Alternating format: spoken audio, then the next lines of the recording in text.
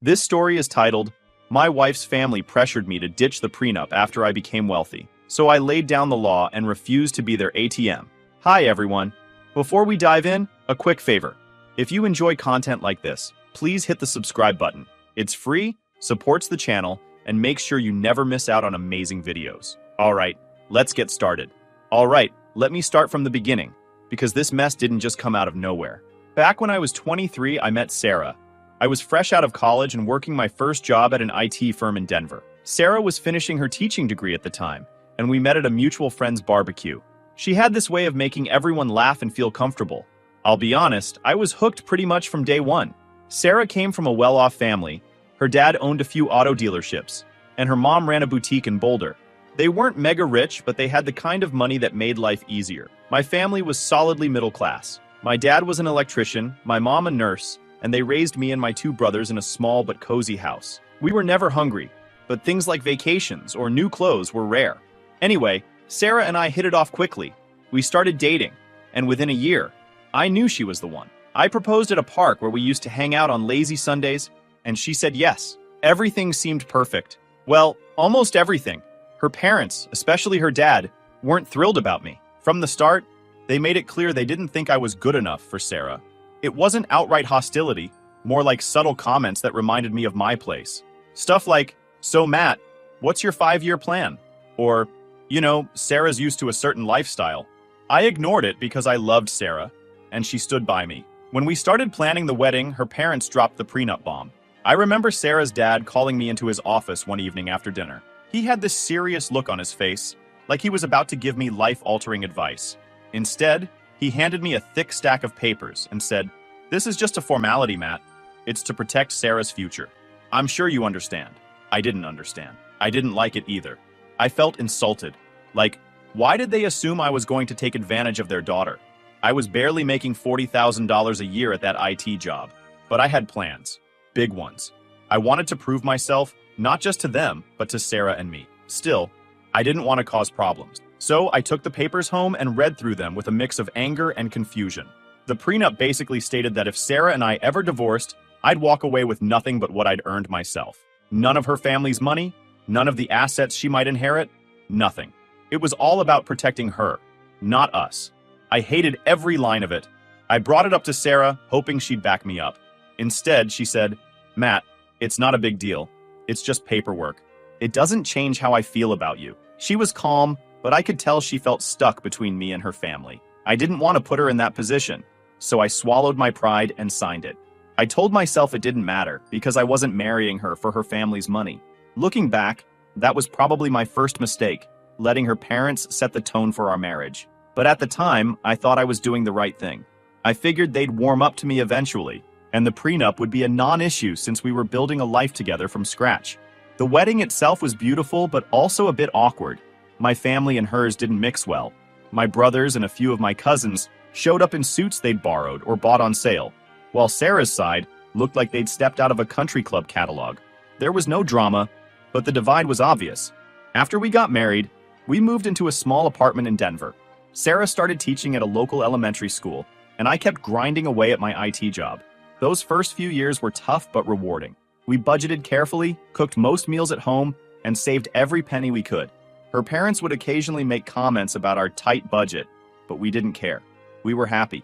Still, the prenup lingered in the back of my mind. It wasn't like I thought we'd ever need it, but it symbolized something deeper. It felt like her family didn't trust me, even after I'd married Sarah and started building a life with her. Every time her dad made a sarcastic remark about my job or our financial situation, it stung. I worked harder because of it. I wanted to prove them wrong, but the prenup never really went away. There were moments, small and fleeting, where it came up in conversation. Sarah's mom would joke about how smart they'd been to have me sign it, or her dad would bring it up when talking about protecting family assets. They said it with smiles, but it always felt like a slap in the face. Still, I didn't say anything. I kept my head down and focused on my career. I loved Sarah, and I didn't want to let her parents ruin what we had. I figured as long as we were happy, none of that other stuff mattered. But now, years later, I can see how that prenup was more than just a legal document. It was a reminder that her family didn't think I was enough. And as things started to shift in our lives, That piece of paper became the center of a storm I never saw coming. After a few years of grinding it out in my IT job, things started to change, but not overnight. It was more like little victories stacking up until they became something bigger. I was 27 when I got my first big break, but getting there wasn't as smooth as I would have liked. Back then, I was still working at the IT firm in Denver. The pay wasn't bad at the time, but it wasn't great either. I had been at the company for about 4 years, and I felt like I'd hit a wall. My role was stable, but it didn't challenge me, and there wasn't much room for growth. I knew if I wanted to make real progress, I'd have to take a risk. One of my coworkers, Jason, had started talking about this side hustle he had gotten into, freelance coding for startups. At first, I thought it sounded sketchy, like he was going to burn out juggling 2 jobs. But then he showed me his paycheck for 1 month of freelance work, and my jaw hit the floor. The guy was making double what we earned at our full-time gig. That got me thinking. I had always been good at web development and problem solving. I spent my weekends brushing up on coding languages, learning frameworks, and experimenting with side projects. Sarah thought I was crazy for spending so much time on it. "You're already working full-time," she'd say. "Why are you adding more work?" But I couldn't shake the feeling that this was an opportunity. After about 6 months of freelancing on the side, I landed a client that completely changed the game for me. They were a small tech startup looking for someone to build their entire back-end system. The pay was more than I'd ever made in a single project, but they also had the stock options they offered as part of the deal. At first, I wasn't sure if the stock options were worth much, but something about the company's vision clicked with me, so I took the gamble. For the next year, I worked like a maniac. I was still at my day job, putting in 40 hours a week, but I spent every free moment working on this startup project. Weekends, late nights, you name it. Sarah wasn't thrilled about it. She supported me, but I could tell she was frustrated that I wasn't as present as I used to be. There were arguments, mostly small ones, about me missing dinners or being glued to my laptop when we were supposed to have movie nights. I'd always say, "Just a little longer, I promise," but I don't think either of us believed it. Then, it happened. The startup I was working with got acquired by a bigger company, and my stock options skyrocketed in value. One day, I was struggling to keep up with our mortgage and car payments. The next, I had enough to pay off everything and still have a healthy cushion. I'll never forget the look on Sarah's face when I told her. She was stunned, in a good way, but I think part of her couldn't believe it was real. That moment was a turning point. I quit my IT job the following week, something I had been dreaming of for years. My boss didn't take it well. He tried to guilt-trip me into staying, saying things like, "You're one of our best people, Matt. Are you sure you want to throw this away?" But I knew I was done. I had bigger plans now. The first thing I did after quitting was take Sarah on a surprise trip to Hawaii. We had been talking about going for years, but could never afford it. This was my way of showing her that the hard work had paid off and that I hadn't forgotten about us. It was amazing. Beaches, sunsets, good food. But even there, I couldn't stop thinking about what I wanted to do next. I realized I loved working for myself. The freedom, the challenge, the sense of control. It was addictive. That's when I decided to start my own company. I used the money from the startup acquisition to launch a property management business. Real estate had always interested me, and I saw it as a stable way to grow my wealth without being tied to a desk job. Starting the company wasn't easy. There were a million things I didn't know, from legal paperwork to managing employees. But I threw myself into it the same way I had with my freelance work. I read books, attended workshops, and leaned on a mentor I'd met during my freelancing days. Slowly but surely, things started to click. By the time I was 30, things were looking up in ways I couldn't have imagined a few years earlier. The property management business I started was doing well, better than I ever thought it would. We had a growing list of clients, and I'd managed to build a reliable team that took care of most of the day-to-day operations. For the first time in my life, I wasn't just scraping by or working paycheck to paycheck. I was comfortable. I was proud of how far I'd come, and I thought I'd finally earned a little respect from Sarah's family. But respect wasn't exactly what I got. It started subtly at first. Sarah's dad, Tom, would call and ask for advice on investments. It seemed innocent enough. "Hey, Matt," he'd say, "I've been looking at this opportunity to buy some commercial property downtown. What do you think?" At first, I was happy to help. I figured he saw me as someone who'd proven himself, and I appreciated that he was finally acknowledging my expertise. But then the questions became more personal. "Do you think you could invest with me? You know, just to help get things off the ground?" Tom asked during one of our conversations. I hesitated. On one hand, he was family, and I wanted to be supportive. On the other hand, the deal he described sounded shaky. I politely told him I wasn't in a position to invest at the time. That was the first time I noticed a shift in Tom's attitude toward me. He didn't say anything outright, but there was a noticeable coolness the next time we saw each other. Sarah picked up on it too and asked if something had happened. I brushed it off, saying, "Nah, he's probably just stressed about business stuff." But deep down, I knew he wasn't thrilled with me saying no. Meanwhile, Sarah's mom, Diane, had her own way of making things awkward. She'd casually drop hints about how expensive life had become, mentioning how hard it was to maintain their lifestyle now that Tom was semi-retired. "We're not as young as we used to be, Matt," she'd say, smiling sweetly. "Sometimes I think about how lucky you and Sarah are to have such a strong financial foundation." Lucky. That word bugged me. It wasn't luck that got me where I was. It was years of late nights, sacrifices, and hard work. But I kept quiet because I didn't want to cause any tension. Things took a more serious turn one weekend when Sarah and I went over to her parents' house for dinner. The meal started off fine, steak and the usual small talk. But as the evening went on, Tom brought up the prenup. "You know, Matt," he said, cutting into his steak, "I've been thinking about that agreement we made you sign back when you and Sarah got married." I froze. I hadn't thought about the prenup in years. To me, it was just a formality we'd done to appease them, something that didn't matter anymore. I figured we were past all that. "What about it?" I asked cautiously. "Well, don't you think it's a little outdated now? I mean, look at how successful you've become. You've built a great life for my daughter, and I respect that. But it seems unnecessary to keep that document in place now, doesn't it?" I glanced at Sarah, who was suddenly very interested in her mashed potatoes. It was clear she knew this was coming. "I don't know, Tom," I said, trying to keep my tone neutral. "It hasn't really been an issue for us. Why change something that's been working fine?" Diane chimed in. "It's just that things are different now, Matt. When you got married, we were trying to protect Sarah's future. But now that you're doing so well, it feels like the prenup doesn't make sense anymore. You're family, after all." There it was. That word, family. It was their way of making it sound like I was the one being unreasonable if I didn't agree with them. I looked at Sarah again, hoping she'd step in and back me up, but she stayed quiet. That silence was what annoyed me the most. "Honestly, I don't see a reason to get rid of it," I said finally. "It's not like it's affecting our day-to-day lives. If anything, it's just a piece of paper that's sitting in a drawer somewhere." Tom's smile tightened, and Diane gave Sarah a look, as if to say, "Can you talk some sense into him?" But no one pushed the issue further that night. On the drive home, I brought it up with Sarah. "Why didn't you say anything back there?" I asked. She sighed, looking out the window. "Because I don't want to be stuck in the middle, Matt. You know how my parents are. They just want what's best for me." "And what about what's best for us?" I countered. "This is our marriage, not theirs. The prenup hasn't been a problem for us. So why are they so focused on it now?" She didn't have a good answer. Instead, she just said, "I'll talk to them, okay? Don't stress about it." But I did stress about it. A lot. Over the next few weeks, the pressure didn't let up. Tom and Diane kept finding ways to bring up the prenup, always framing it as just a conversation. Sarah started to get more defensive about it, saying things like, "You have nothing to lose by canceling it." That's when I started to feel like I was fighting a battle on two fronts, one against her parents and one against Sarah herself. I loved her, but it was hard not to feel like she wasn't fully on my side. The breaking point came when Diane called me one afternoon while I was at the office. She started with small talk, but quickly pivoted to the prenup again. "Matt, I really think you should consider how this looks," she said. "Keeping that document in place makes it seem like you don't trust Sarah, and that's not fair to her." I'd had enough. "With all due respect, Diane," I said, "this isn't your decision to make. Sarah and I are fine with how things are." There was a pause, and then she said something I'll never forget.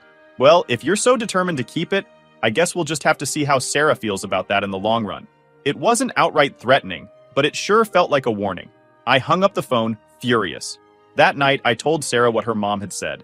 She didn't seem surprised. Instead, she said, "They're just worried about me, Matt. They don't mean any harm."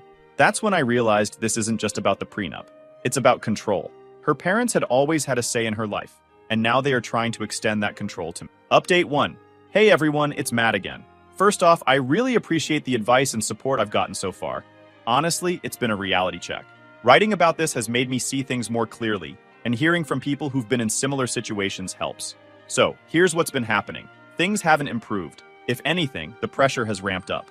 Sarah has been bringing up the prenup more and more, and I can't ignore the fact that her tone is changing. It's no longer just, "This is something we should discuss." Now it's more like, "If you trust me, you'd dissolve it." We've had a few arguments about it. The last one got heated when I told her straight up, "This isn't about trust, Sarah. It's about your parents trying to control us." She didn't like that and shot back with, "Or maybe it's about you not trusting me. What kind of husband keeps something like this in place after all these years?" That one stung. I told her. The prenup hasn't been an issue for years, so why is it suddenly such a problem now? The only thing that's changed is that your parents see dollar signs. She called me paranoid, which seems to be her go-to argument now. At that point, I knew we needed a real conversation without distractions, so I suggested we take a trip to the cabin we used to love. It's this quiet little spot by the river, and I figured maybe we could reset and actually talk things through without her parents hanging over us like storm clouds. Sarah agreed, but her mood made it clear she wasn't thrilled about it. When we got there, things started off okay. The cabin was just like I remembered, peaceful, isolated, and the perfect place to clear your head. The first evening, we cooked dinner together, which felt normal for a change. But even then, there was this unspoken tension in the air. The next morning, I decided it was time to rip off the bandage. We were sitting on the dock, watching the river, and I said, "Sarah, I need to know what's really going on. Is this about us, or is this about your parents?" She sighed, not even trying to hide her annoyance. "Matt, this is about us. My parents don't control how I think. I'm the one saying the prenup doesn't make sense anymore. I didn't buy it." "Come on, Sarah. Let's not pretend your parents haven't been pushing this from the start. They're the ones who made me sign it, and now they're the ones trying to get rid of it. That's not a coincidence." She turned to me, her face serious. "Do you even hear yourself? You're acting like my parents are the villains here when all they want is what's best for me. Best for you? What about what's best for us? This isn't their marriage, Sarah. It's ours. And I'm not going to let them dictate how we handle things." That's when she said something that made my blood boil. "Maybe the issue isn't them, Matt. Maybe it's you. Maybe you're so wrapped up in your own insecurities that you can't see how unfair this is to me." "Insecure?" I shot back. "You think I'm insecure because I don't want to tear up an agreement your parents insisted on? The same agreement they made me sign because they didn't trust me?" She shrugged and said, "Well, if you can't trust me now, maybe we shouldn't even be talking about a future together." That hit me like a brick, but I refused to let her see it. "Wow, so now you're threatening to leave because I won't bend to your parents' demands?" "Real mature, Sarah." "It's not a threat, Matt," she said, her voice cold. "It's just the truth. If you're so obsessed with this prenup, maybe you don't see me as your partner anymore. Maybe you're just waiting for me to screw up so you can walk away with everything." That was it. I stood up, looked her dead in the eye, and said, "Don't twist this around like I'm the problem here. I've worked my ass off for everything we have, and I've done it with zero help from your parents. If anyone should be questioning loyalty, it's me." She just stared at me, not saying a word, and I walked back to the cabin to cool off. The rest of the trip was a disaster. We barely spoke, and when we did, it was tense. By the time we packed up and headed home, it was clear we were on completely different pages. I've got my first therapy session this week, and I'm hoping it helps me figure out my next steps. Right now, I feel like I'm standing in the middle of a minefield, trying not to blow everything up. I love Sarah, but this situation is making me question a lot of things. If anyone's been in a situation like this, I'd love to hear how you handled it. Thanks for reading, and thanks for having my back. Update 2. Hey everyone. I wish I were coming back with better news, but things have gone from bad to worse. I'm at a point where I don't even know if my marriage can survive this. Things came to a head last Wednesday, when I came home and found Sarah's entire family sitting in my living room. Her parents, her sister Amy, and even Sarah herself, waiting for me like it was some kind of intervention. The second I walked in, Tom started in on me. "Matt, we've been talking, and it's time to resolve this prenup situation. It's tearing the family apart, and we can't keep living like this." I couldn't believe what I was hearing. "We?" Last I checked, this was about my marriage, not a group project. I looked at Sarah, hoping she'd step in and diffuse things, but she just sat there, staring at the floor. "Look," I said, trying to keep my cool. "I've made my position clear. The prenup stays. This is not up for discussion anymore." That's when Diane chimed in. "Matt, you're being unreasonable. Sarah has given everything to this marriage, and all you're doing is treating her like she's disposable." Disposable?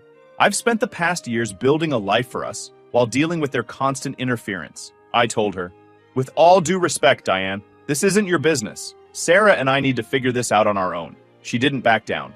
"It is our business when it affects the family. If you cared about Sarah, you'd see that keeping this prenup is hurting her." Before I could respond, Tom said something that made my blood run cold. "You're not the only one with options here, Matt. Sarah deserves to be protected, and if you can't see that, maybe this marriage isn't as strong as you think." It felt like a veiled threat, and I wasn't having it. "Are you seriously suggesting that my marriage is conditional on me tearing up a legal document your family insisted on? You've got some nerve, Tom." The room went silent after that. I could see Amy, Sarah's younger sister, fidgeting uncomfortably. She always seemed like the odd one out in their family, kind of shy and not as involved in the drama. I didn't think much of it at the time, but looking back, I should have known something was up.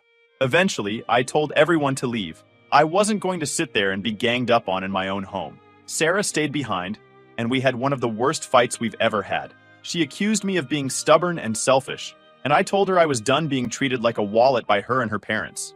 Things got so heated that she stormed out and said she was going to stay at her parents' house for a few days. I didn't stop her. The next day, I got a call from Amy. I was surprised because she and I don't talk much outside of family gatherings. She sounded nervous and asked if we could meet up in person.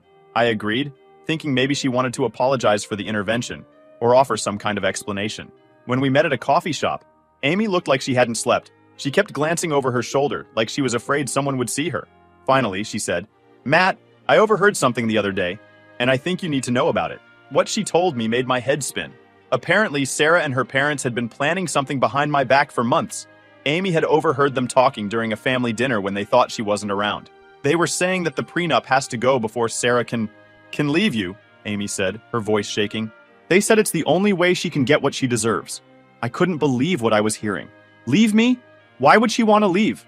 Amy hesitated, then dropped the real bombshell. Because she's been seeing someone else. Her parents know, Matt. That's why they're pushing so hard to cancel the prenup. They think if she divorces you without it, she won't get anything. It felt like the ground had been ripped out from under me. I asked Amy if she was sure, and she nodded. I didn't want to believe it either, but I heard everything. They even talked about how to spin it so it looks like you're the bad guy. I sat there in shock, trying to process what she was telling me. Amy looked genuinely upset, and I could tell she wasn't lying. Why are you telling me this? I finally asked. She sighed. Because it's not right, Matt. You don't deserve this. I've always thought you were a good guy, and I hate how my family is treating you.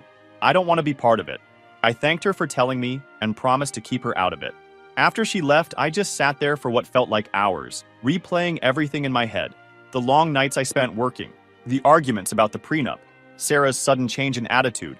It all made sense now. When I got home, I started going through our shared finances, looking for anything unusual. Sure enough, there were charges I didn't recognize. Restaurants, hotels, even a couple of jewelry stores. I haven't confronted Sarah yet, but I've started gathering evidence. I called my lawyer and told them everything. They advised me to stay calm and not make any rash decisions. But that's easier said than done. Right now, I'm trying to figure out my next move. This feels like betrayal on a level I never expected. I'm not sure what's going to happen next, but one thing's for sure. The prenup isn't going anywhere, and neither is my self-respect. If anyone has advice on how to handle this, I'm all ears. Thanks for sticking with me through all of this. Update 3. Hey everyone, it's Matt, back for, hopefully, the last time. This whole ordeal has been a wild mess, but I've finally made it through to the other side. And let me tell you, it feels damn good to have my life back. After finding out everything from Amy, who by the way is the real MVP here, I got my ducks in a row fast. My lawyer and I worked like a well-oiled machine. The evidence I had, her infidelity, the shady charges, and even her parents' involvement made the divorce process almost laughably easy. When I finally confronted Sarah, she didn't even try to deny it. She cried, played the victim, and threw out every excuse you could imagine. I felt so lonely while you were working all the time, she sobbed. You cared more about your job than me. I wasn't having it. I told her flat out, you don't get to blame me for your choices. I was busting my ass to give us a life most people dream of, and you threw it all away. At first, she tried to argue. Well, maybe if you'd paid more attention to me, I wouldn't have had to look elsewhere. That one hit hard, but I didn't let it show. I just said, you didn't have to do anything. You made a choice, and now you get to live with the consequences. The look on her face when I told her I'd already filed for divorce was priceless. She tried to act shocked, like she couldn't believe I'd go through with it. Then she shifted gears, begging me to reconsider. We can fix this, Matt. We can go to counseling, start fresh, whatever it takes. I told her there was no fixing this. The trust was gone, and her actions spoke louder than any apology ever could. Now let's talk about the prenup. Oh, that beautiful, life-saving document. Thanks to the ironclad agreement her family insisted on back when we got married, Sarah walked away with nothing. Not a penny of my hard-earned money. No spousal support. No division of assets. Nothing. Add her infidelity to the mix, and she didn't even have a leg to stand on legally. Her parents, of course, were furious. Diane called me multiple times, leaving these long, ranting voicemails about how I was ruining Sarah's life, and how I needed to be the bigger person. The nerve of these people, right? I didn't bother responding. My lawyer told me to keep everything documented just in case they tried anything, But thankfully, they backed off pretty quickly, once they realized they had no leverage. It wasn't long after that I found out the real reason they were so desperate to get rid of the prenup. Turns out Tom and Diane's financial situation wasn't as rosy as they pretended.